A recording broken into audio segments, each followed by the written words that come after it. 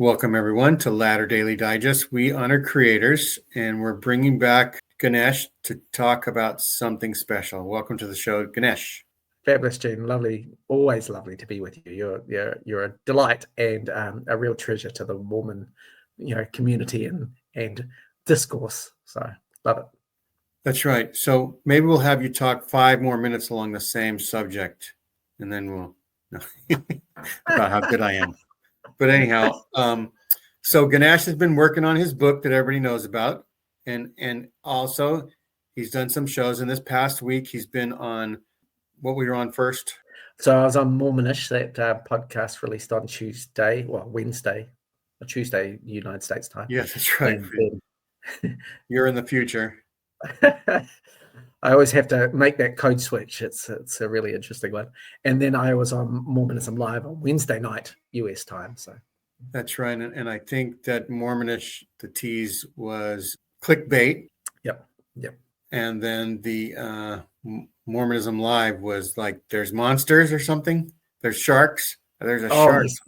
Yeah. Well, what's going on? What's going on behind the scenes? Yeah. It's good, and a lot of that, it comes on the back of really going through the Book of Mormon, chapter by chapter, and looking at it from a lens of, if this is Joseph, what can we understand about what Joseph is experiencing in the moment of creation? Where is he in his headspace?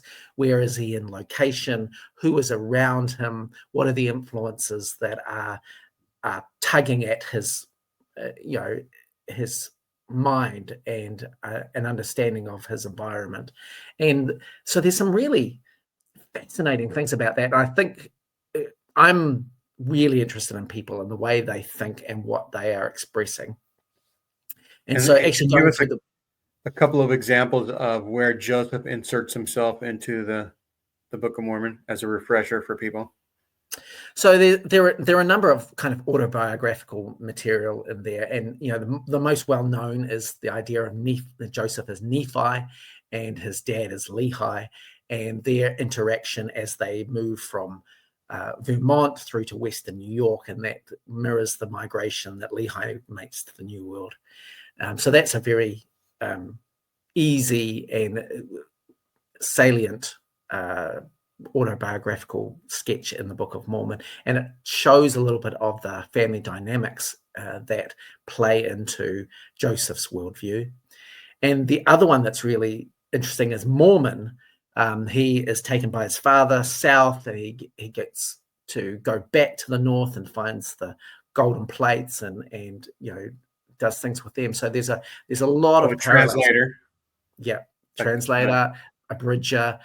There are a lot of parallels between Joseph Smith and Mormon, the prophet, in the way that they relate to their environment and the gold plates and the coming forth of this information. So these are kind of quite well documented and really easy to see. And I think that there are a few others. And on Mormonism Live, I talked about the ideas of the kings of Mosiah being Zeniff, and King Noah, and Limhi being Alvin, Joseph Smith Sr., and Hiram. So you get these very big characters. Joseph is imagining his life as an adventure story, and he's putting some of the things that are happening to him personally into the story, along with weaving it with a gospel narrative and a number of Old and New Testament stories. So there's a combination. He's quite good at combining things. But if you strip it back to its base story, you see that it's actually Joseph's life that he is recounting in these extraordinary ways that give the story depth. But also, they're about real people, so they feel real because they are real, And in a way, that's what comedians do. When they do skits or when they create a character, it's usually somebody from their life that they thought was interesting, and then they make a funny skit about that or a series of jokes or something like that. And so that everybody knows other people. And what does it say in the scriptures? There's nothing new under the sun. Yeah. So it's hard to find something super unique that nobody can relate to. And the most personal stuff is going to be the stuff that you experience, right? That you have an emotional attachment to, because that's the stuff that comes off as authentic. If you're telling the story about something apart from yourself, then it's not as interesting as when somebody, talks about something from their gut and their thoughts and their feelings. And those are the things that capture us, because we're prone to a good story. We love a good story. And actually that when people tell stories about themselves, even if they're in some kind of allegorical, metaphorical way, the thing that we're getting from them is that connection, and also the ability to take that story and to apply it to ourselves, or feel like we are heard because we see ourselves in the stories that other people tell about the people that they love. This is just a human thing, right? That's right. And your book, in a way, is using the Book of Mormon as a lens to look at Joseph Smith. Yeah, so I'm looking at the whole of Joseph's life, but the Book of Mormon is obviously a really important point, because it just really launches his whole career. And so if we can know where he is, who is around him, and what are the influences that are pressing on him, we can understand why some of these things turn up in the text. So you can almost retrofit or take the Book of Mormon and turn it around and go, okay, well, here's the characters and what they're concerned about. Where is Joseph when that is written? Who reflects that concern? So there's a number of these in the Book of Mormon that are really interesting and beautiful, I think. For instance, and this came up in the Mormonish podcast, Rebecca's bugbear is the infant baptism stuff in the Book of Mormon. Why is it even there? Because it just would not be in an ancient setting, but it's obviously in Joseph Smith's setting. And that particular passage comes up when Joseph is in Fayette, New York, with the Whitmers, and the Whitmers are obviously anti-Catholic. And they've either pressed a button, or because Joseph's lost a child by this point. This is the previous year. The child didn't get baptized, maybe. And that sermon on infant baptism is a diatribe. It's not a baptism. Infant baptism is wrong. It's a really emotional plea that this is the worst thing ever. And so I think there's two parts that it's happening there. One is that the Whitmers are heavily anti-Catholic, so being able to talk about infant baptism, gets them on board. But then Joseph has had this experience with his brother Alvin, who died without baptism, and he's had this child that died without baptism, and he's railing against anybody who would suggest that infant baptism is necessary for salvation. And it's a very emotional diatribe, and it reflects his own particular feelings. The next chapter, Mormon is talking about cannibalism, and it's kind of an offhand comment, because Joseph probably doesn't know any cannibals, and he probably hasn't eaten anybody's flesh, right? So it's salacious because it's cannibalism, but it doesn't feature the emotion that you see in the text around infant baptism. But actually, as a issue, cannibalism is horrific compared to infant baptism, right? But when you look at the text, the emotion that's ascribed to infant baptism is huge compared to the emotion that's ascribed to cannibalism. So these tell you that Joseph, as he's crafting his narrative, these things are important to him emotionally, or important to the people around him emotionally, and then other issues you're kind of just off the cuff.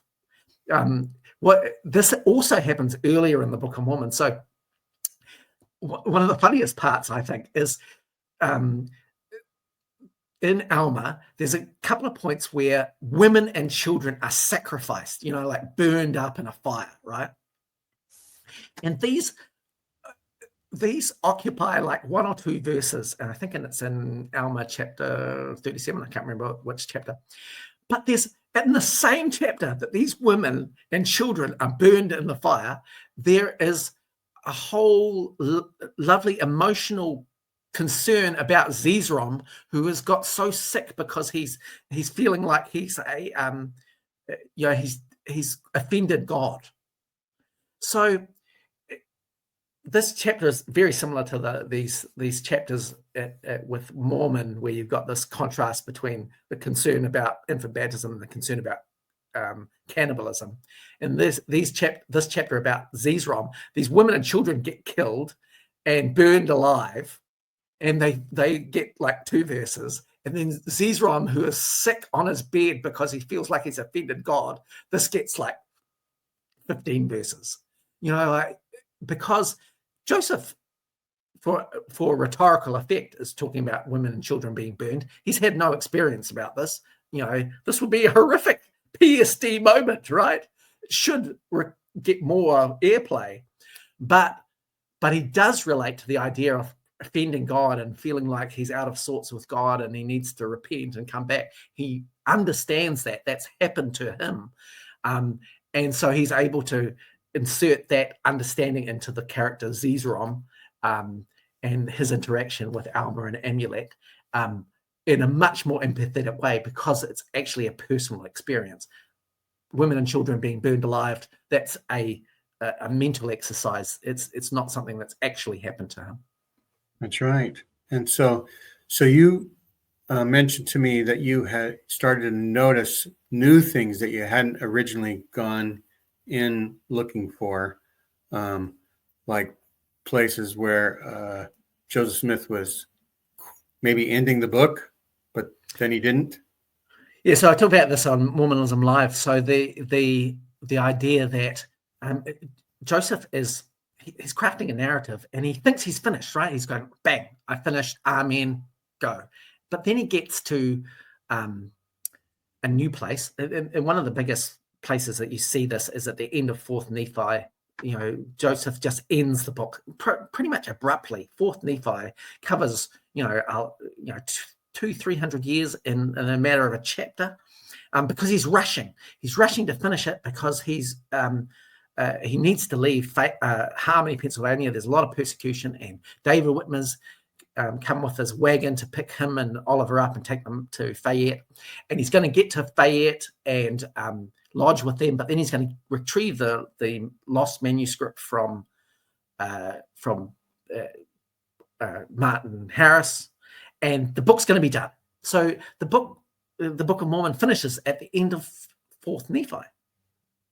But then, of course, what happens is he gets to Fayette, and then people want to read the manuscript, so they're reading it, and they're going, "Oh, what happened to this? And what happened to this?" And he goes, "Oh, it's not finished yet. I'll talk about Mormon," and it goes on. And he, of course, then he goes to visit.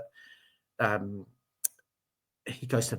Harris, and Martin Harris can't give him the lost manuscript, and so he's like, "Oh gosh, I've got to think of a way to replace this." And so then he ends up doing more. And in the course of operating in the Whitmer home in Fayette, New York, there's a lot of people. They're all asking him questions. This is sparking his mind, but it's also meaning that he can see that there's gaps that need to be filled in. So he's writing more.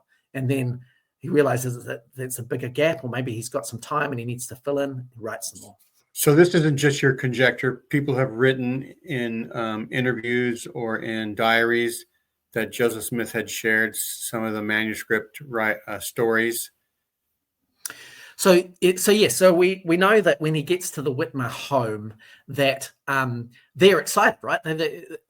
Joseph has been working on the manuscript in Harmony. Nobody's seen it till he gets to Fayette, and then they can read it because it's right there, and they can ask him questions. The reason we know that he does this is because of section 19, because in section 19 is a revelation to Martin Harris. Martin Harris gets to read the manuscript, and he's aghast, because when he worked on the manuscript with Joseph and Harmony a year prior, Martin's a universalist, and he believes that there's universal salvation. Everybody's going to go to heaven eventually.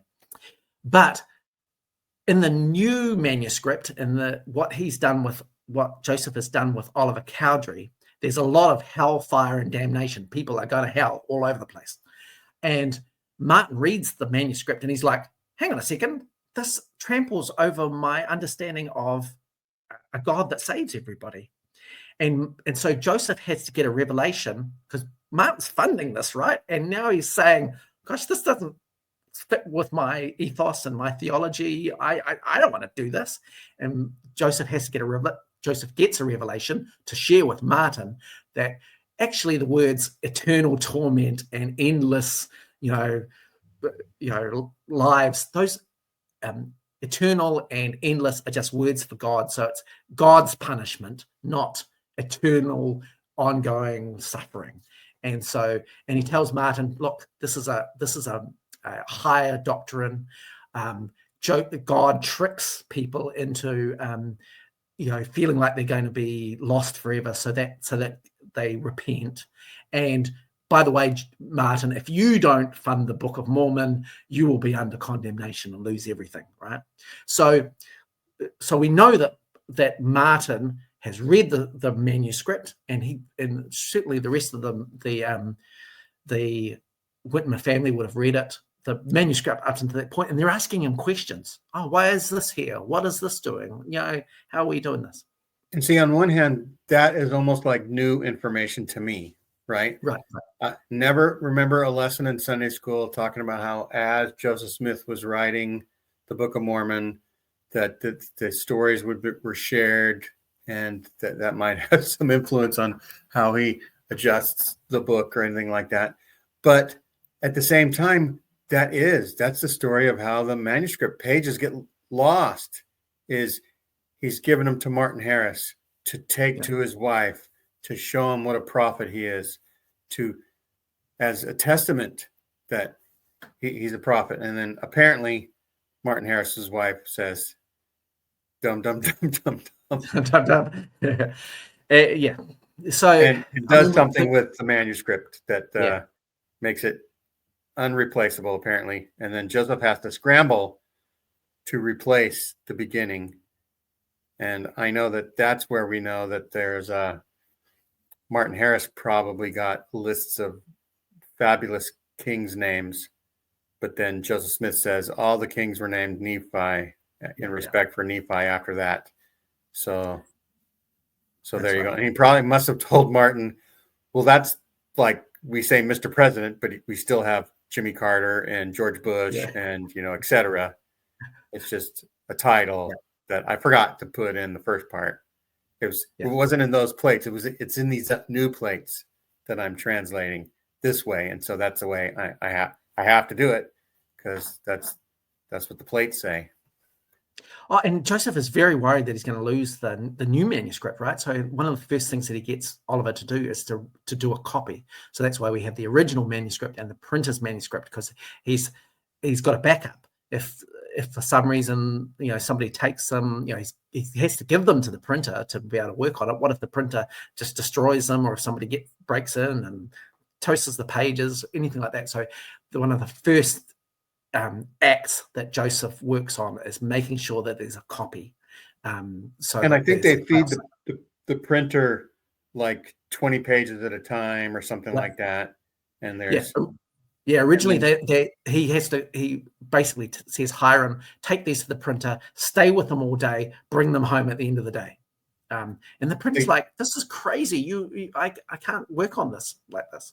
So do you know how long it takes when the printer starts to get manuscript pages to when it's finally ready to print?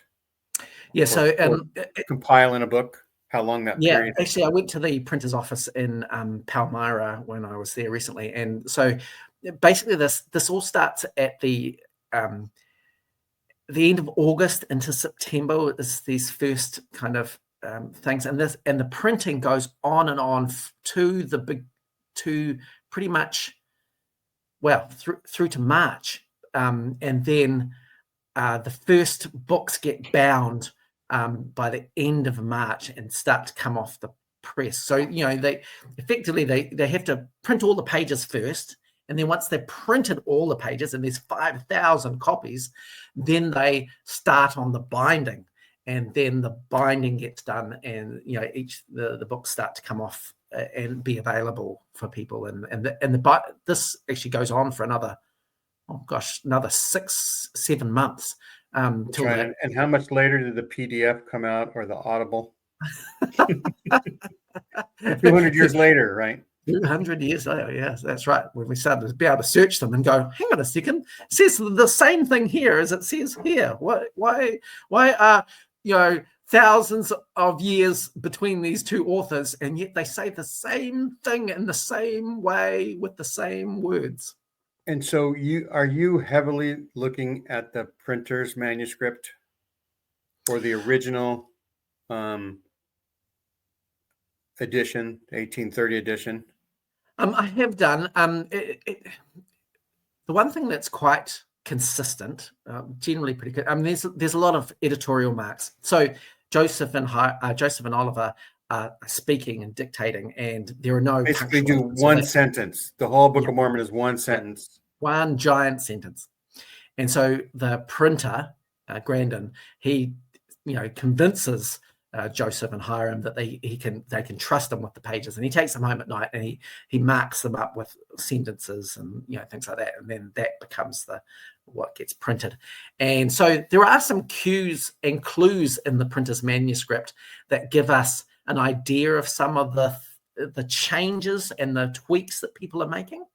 It would be really good if we had the original manuscript, because that would give us more, because the problem is the printer's manuscript's all in Oliver Cowdery's handwriting, pretty much all.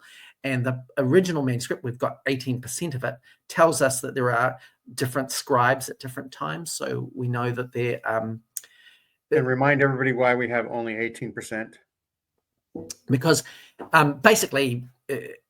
Joseph kept the original manuscript, and Oliver kept the printer's manuscript, and Joseph Smith put the original manuscript into the foundation of the Nauvoo mansion, and basically the cornerstone, and sealed it in there, and it got water damage, and Emma's later husband, Biderman, he found it, and they're just kind of full of water and slightly scraps, and he's giving them as mementos to people who come by who are curious about the Book of Mormon. And so there's lots of little scraps, some of which have got torn parts of the Book of Mormon, and so and some pages preserved better than others.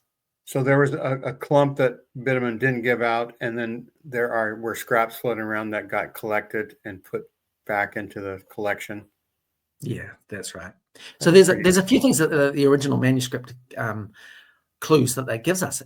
There is we know that there are in Fayette, in the replacement text, there the Whitmers. We've got some of the Whitmers' handwriting, so we know that they did some of the scribing.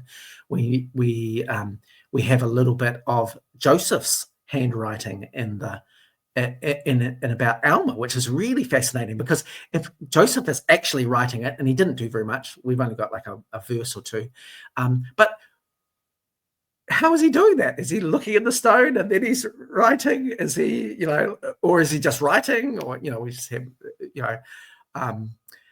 no idea.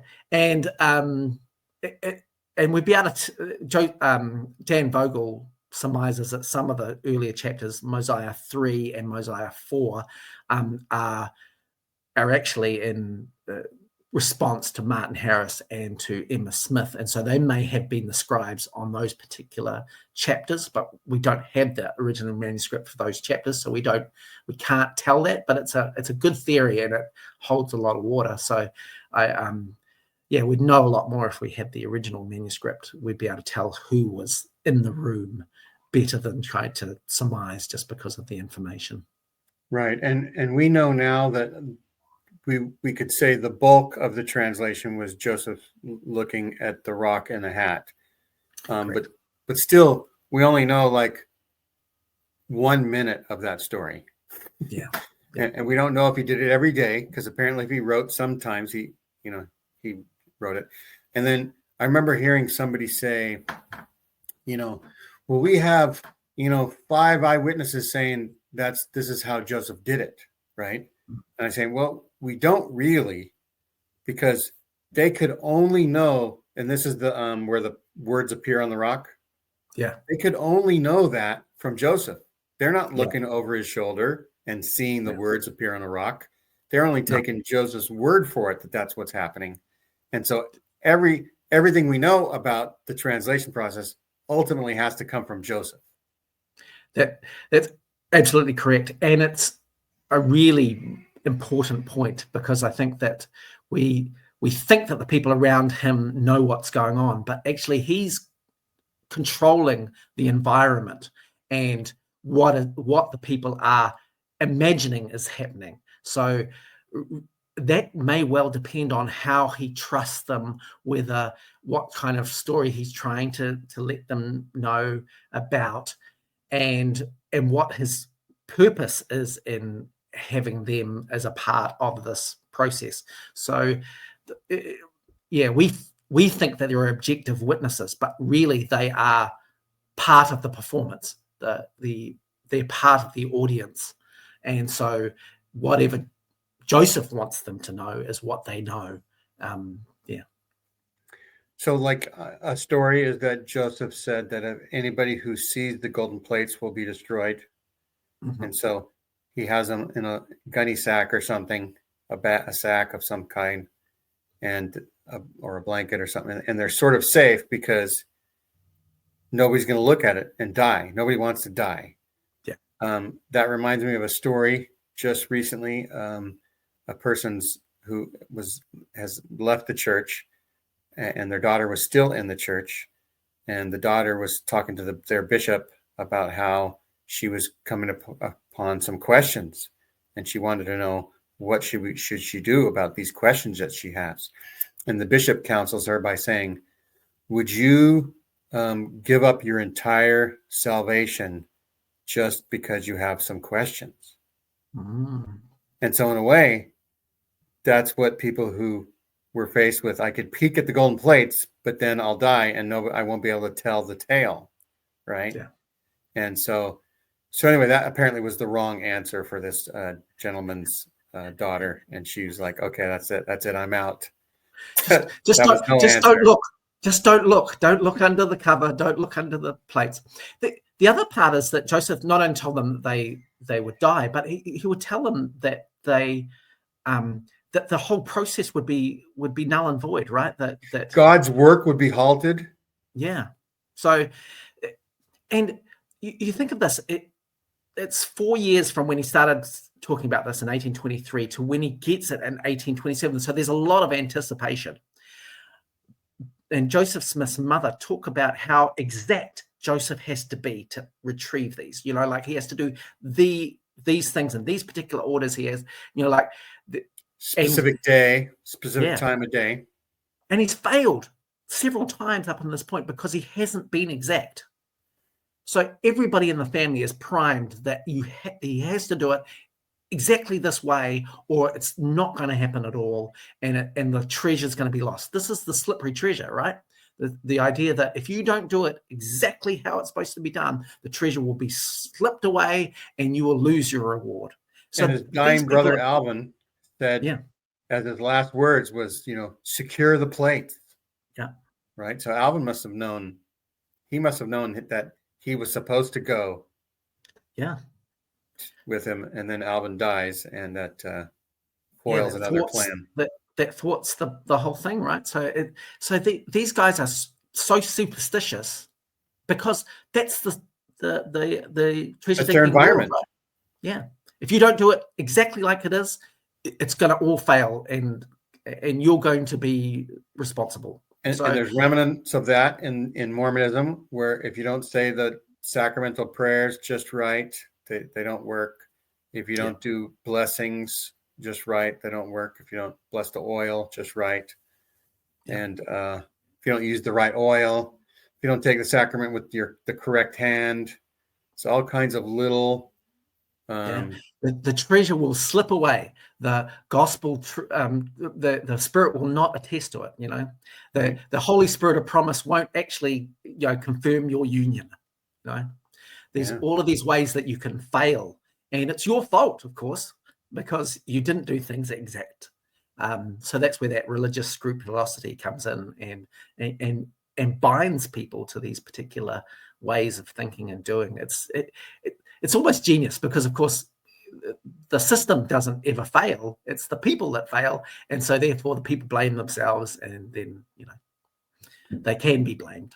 So I'm remembering now, because you mentioned that you were at the printing office this past fall, or the end of the summer, or whatever.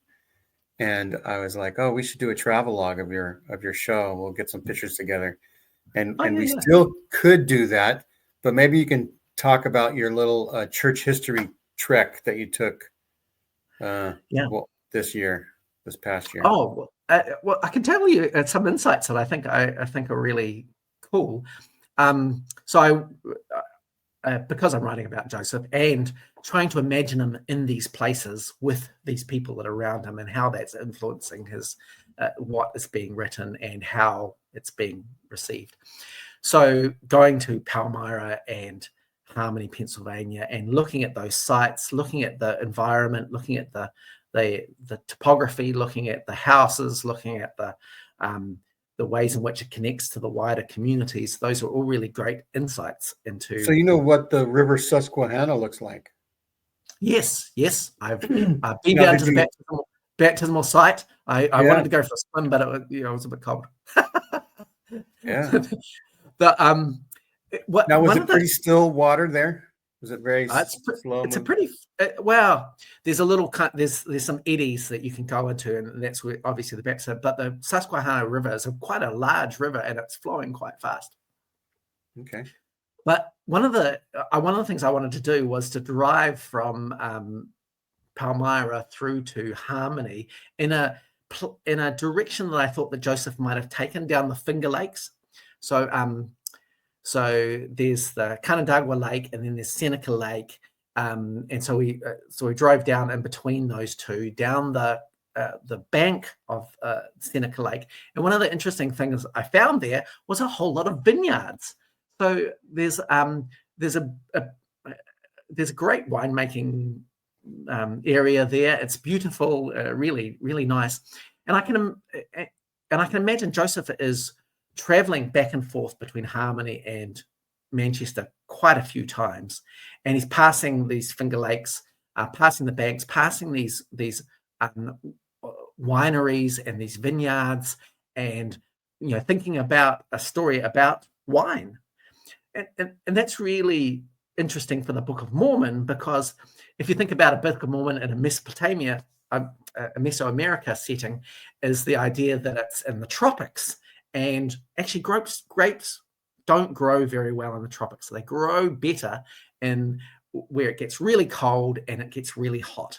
And that is basically the Finger Lakes. The Finger Lakes have some incredibly great fertile soil and climate for great winemaking. And so actually, even the fact that there is wine in the Book of Mormon is, because Joseph is traveling back and forth, he's going past these vineyards, he's seeing these things and imagining King Noah with his vineyards, as a wine bibber, really getting on the sauce, and it makes sense to him as he's traveling. The other part is that Joseph is lame, right? He's got a gammy leg because of his leg surgery. So he walks with a cane. So on these trips back and forth to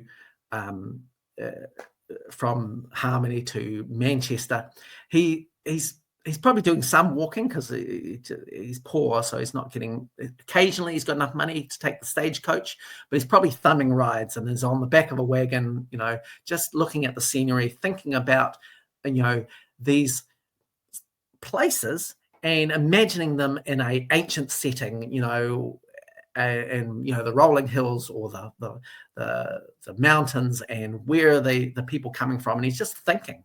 And so I think we see a number of those kind of interactions in the biggest one to see is the idea of Zarahemla being south of the land of Nephi-Lehi. So I think Nephi-Lehi is definitely Manchester, Palmyra, and Harmony, Pennsylvania is the Zarahemla, and and all of those basic migrations back and forth and troops back and forth. He's thinking about them in this geographical region. Thinking about the land of morning waters with the Finger Lakes and the Great Lakes above, and the narrow neck of land into Canada.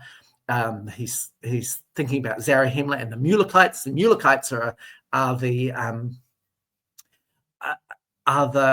Hales and the Lewis family, the people of Harmony, who are also Christian, but they're slightly corrupted because they haven't had the same, insight into life that the Nephi. That's right. It's not like we're giving a lesson on the Book of Mormon, but the Mulekites were a small group that left Jerusalem after. Yeah. And then they catch up somehow. Yeah, and they catch up because Mosiah has to flee. He's warned in a dream to flee the homeland, the land of Nephi-Lehi, and he comes to Harmony. He comes to Zarahemla, and basically takes over. So it's really a story about Joseph and Emma fleeing, Manchester and going to Harmony, Pennsylvania. This lost tribe. Yeah, and finding a whole lot of people there who have a different, corrupted version of Christianity. So when you were at the banks of the Susquehanna, did you bring a Geiger counter or something to see if there are any remnants of a visitation, an extraterrestrial visitation or something, any radiation?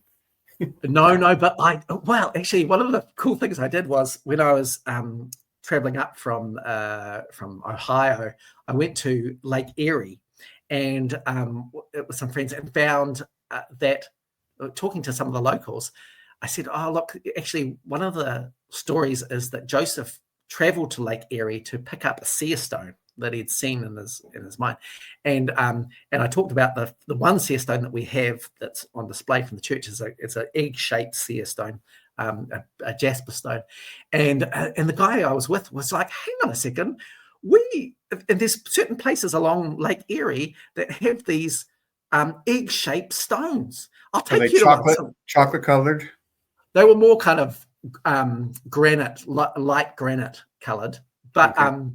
But so we went to some of these sites, and I picked up some egg-shaped seer stones from Lake Erie, and I took them to Harmony, Pennsylvania. And in Harmony, Pennsylvania, it's as a church site. It's one of the few church sites that they talk about the stone in the hat. And so you go in there, and they got the hat on the table with the plates next to it. And so I was able to put my egg-shaped seer stone that I got from Lake Erie and put it into the hat, and got to see if I could see anything in this seer stone. So you walked where Russell Nelson walked. I did, and I used the same hat that Russell M. Nelson got. His revelations on from a cell phone. Yeah, that's right. So. It was a pretty spiritual experience. I felt incredibly connected to that little seer stone. Yeah, and so then you did Palmyra. Yep. And Fayette. Fayette's not that far away from Palmyra, so you can drive to it. Yeah, Hilcomora. And did you go to Sharon, Vermont, and see the birthplace? No, I couldn't do all of that. So I did go back to Ohio and went to Kirtland. After you sell your millionth copy, that'll be the marker title. So now I can do it. Now I can go. Now I can go to those places. So I have been there, and they told us the story of how the obelisk that's 38.5 feet was the miraculous story. As the wagons were carrying it, and it had been carved. What do you call when you carve granite? Stone makers, chiseled and chiseled when it was fabricated somehow, like 100 miles away, and they needed to take it to the place, that it had been raining, and there was a spot where the wagons were getting stuck in the mud, and so they prayed, and overnight the temperature dropped 50 degrees and it froze the area, and they were able to, in the morning, take the obelisk. So God's hand is in everything that the Mormons do somehow. Fabulous. Well, the one when I was in, I was in Palmyra just before the 21st of September, and then I ended up being in Kirtland on the 21st of September, right? So we were talking about Moroni Day. The church has built Joseph Smith's house next to the temple. That wasn't there last time I went there, but it is now, and you can go for a tour on Joseph Smith's house. And so I was talking to the couple missionaries, because they had them, there, and we were talking about Moroni Day and the fact that it was the 21st of September, and what we were doing for Moroni Day. And I told them what I had learned from Michael Marquardt, which was that the Moroni Day is 9 months exactly to the 15th of June, when 1828, when Joseph and Emma had their first child. So Moroni Day, the 21st of September, 1827, when Joseph and Emma went to the hill to retrieve the plates, could have been the conception took place. That was conception day. So I was saying to the missionaries, if you're going to celebrate Moroni Day like Emma and Joseph did, then there's some activities that might be worthwhile engaging in. That's right. Pageantry, we'll just say. So yes. So the 21st of September, Joseph and Emma had some alone time. They kind of took off with Josiah Stoll and Joseph Knight Sr.'s buggy, and they went to the woods to retrieve the gold plates.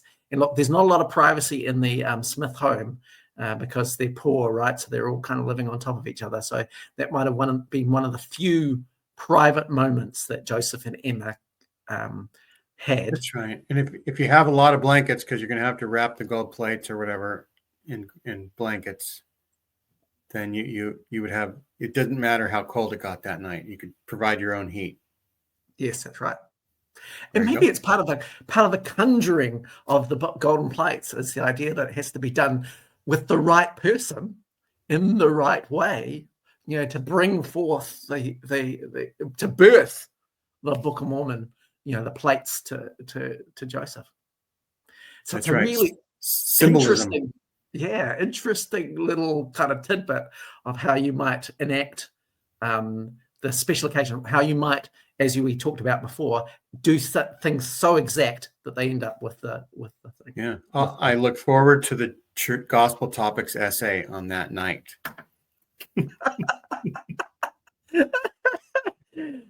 Yes. So there you go. So there you go. It's not a teaser. We're not doing it before the shows that you're on last week, but it's somebody that hasn't seen the shows. We'll provide links, and they can go back and see more of Ganesh. And it's always fun talking with you. Thanks for coming on the show. Well, I enjoyed it immensely, and I think these things are just so insightful about what is going on. It's almost like we're detectives, we're combing through the facts and reconstructing the events and finding these incredible understandings. What is happening to Joseph? Who's he with? What's happening being explained? How does that influence the text of the Book of Mormon? How does that influence Joseph's life events?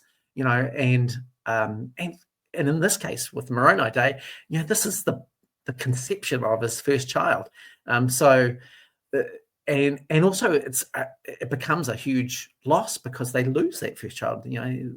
So how do these things play into the ways that this came about?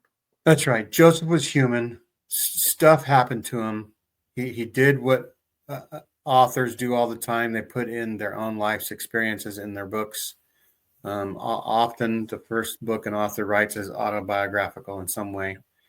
And so yeah. So I don't know what I was going to call this show. Now I'm thinking of calling it Was Joseph Smith involved in his own immaculate conception experience? Did Joseph Smith experience an immaculate conception? Because he finally bring the right person to the hill to get to retrieve the plates, and he needed to, consummate that. It all depends if the Holy Ghost was there with them, I suppose. Yeah. Look, it's a sealing spirit. I'm just worried that Moroni was watching, all of this, and yeah. From the hill, like putting his hands on a rock, tapping him, like waiting for him. Get it over with, Joseph. Slightly voyeuristic, slightly, look at those young kids over there rocking the carriage. That's right. I remember 1600 years ago when I was a frisky young kid. Oh gosh. I guess it only would have been 1400 years ago though. Because it's 1600 years from now. So I can't wait to show my wife this episode and especially this part. So see if it gets her interested. Anyhow, maybe you can have your own reenactment. Maybe Moroni Day will become the day for all Mormons to celebrate such incredible things. I think tonight might be a full moon, so we'll see what happens. All right, everybody, like and subscribe, do all the things. Have a great 2025. Bye-bye. Fabulous.